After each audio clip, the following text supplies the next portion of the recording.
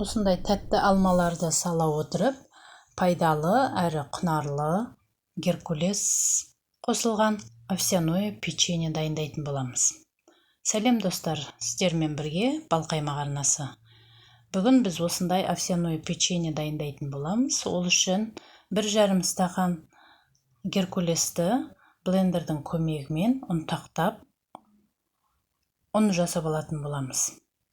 Мінекей ұнтақтап алғаннан кейін, енді печеньеміздің құрамдарын дайындауға кірісетін боламыз.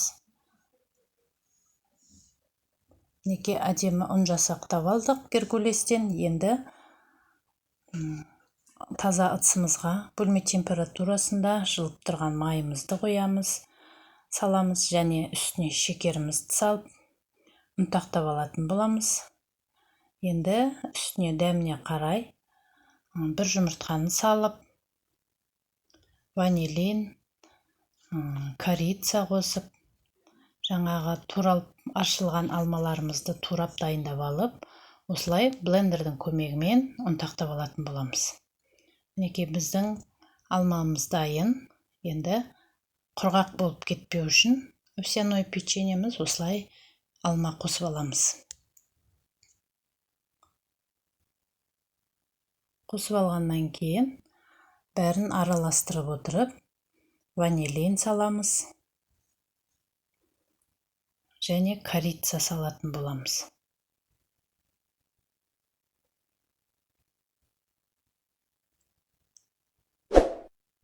Корица мен алманың иісі өте керемет, әрі печеньемізге де өзінің ерекше балғын дәмін беріп тұратын болады. Мінекей енді овсяное хлопьядан дайындалған ұнымыздың үстіне 1 стақан ұнымызды қосып, разрыхителімізді қосып, әбден араластырып аламыз. Енді осы араластырылған ұнның үстіне дайындалған жаңағы алма, жұмыртқа, май, шекер қосылған массамызды құйып араластыратын боламыз. Мінекей кішкене шым-шым тұз саламыз татымына қарай. Осындай әдемі масса дайындап, осындай қамыр дайындайтын боламыз. Енді осы қамырларымызды домалақтап отырып, әдемі печенье жасауға кірісетін боламыз.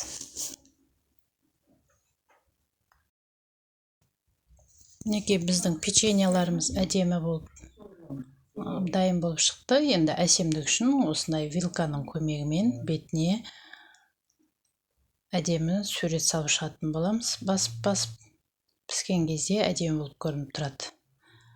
Мінекей біздің енді қысып тұрған пешімізге салып, печеньеларымызды пісіріп алдық. Біздің овсяное печеньеміз дайын болды. Сіздер де жасап көріңіздер, керемет жұп-жұмсақ болып шығады.